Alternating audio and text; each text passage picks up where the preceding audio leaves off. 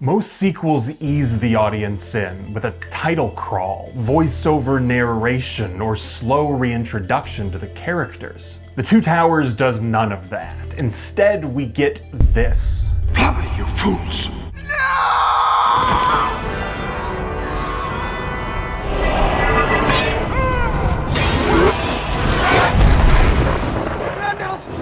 This is the greatest opening in sequel history, but it almost didn't exist. After the success of The Fellowship of the Ring, the studio assumed its sequel would open with the same kind of formal prologue. It began with the forging of the Great Rings. But director Peter Jackson had a different vision. We had this big fight and argument about, they were insisting that we get Cate Blanchett to do this prologue, and we were saying, no, we don't want a prologue. Where the first movie needed a prologue to immerse the audience into Tolkien's complicated mythology, Jackson argued its sequel needed the opposite of a history lesson. What it needed was James Bond.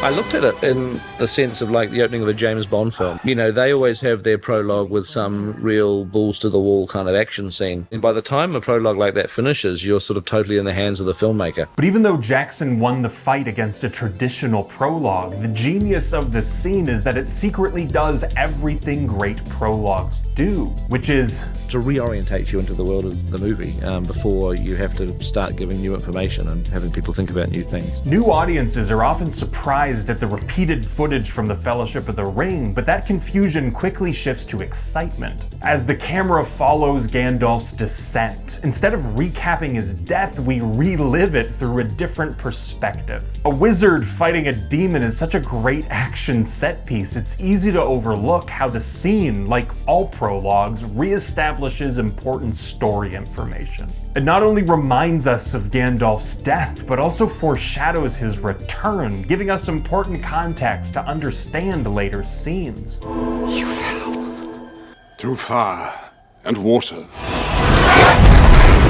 But as much legwork as it does for Gandalf, it does even more for Frodo Baggins. By reintroducing Gandalf's death as a stress dream, it reminds us that Frodo hasn't just lost a father figure. He lost the person who consistently lifted him up when the ring became unbearable. I wish the ring had never come to me. I wish none of this had happened. So do all who live to see such times, but that is not for them to decide. All we have to decide is what to do with the time that is given to us. Without Gandalf's comforting presence, we understand why Frodo feels so different in this movie. No longer the innocent hobbit we knew from The Fellowship of the Ring, this opening justifies Frodo's descent into depression, anger, and increasing obsession with the ring. But the greatest way to understand the value of this scene is to imagine the movie without it. No Balrog, no plunge, just a hard cut from the titles to Frodo and Sam wandering through rocks. The last thing a sequel should feel like is slow and repetitive, which happens to describe the region of Middle-earth where Frodo and Sam are lost. This looks strangely familiar. Because we've been here before. We're going in circles.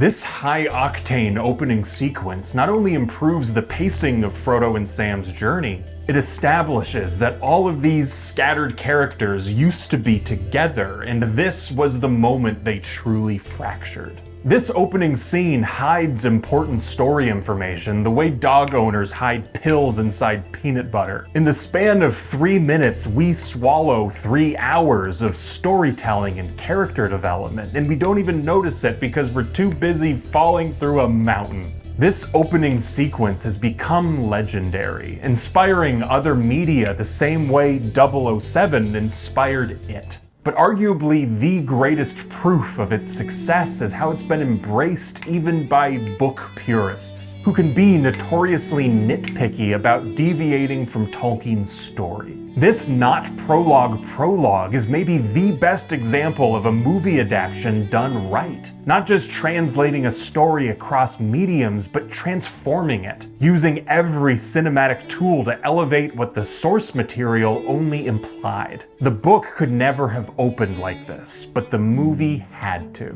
Thanks for watching. I'm trying to make the kinds of videos I want to see on YouTube. So if you enjoyed this, consider helping me continue making videos by supporting my channel through Patreon.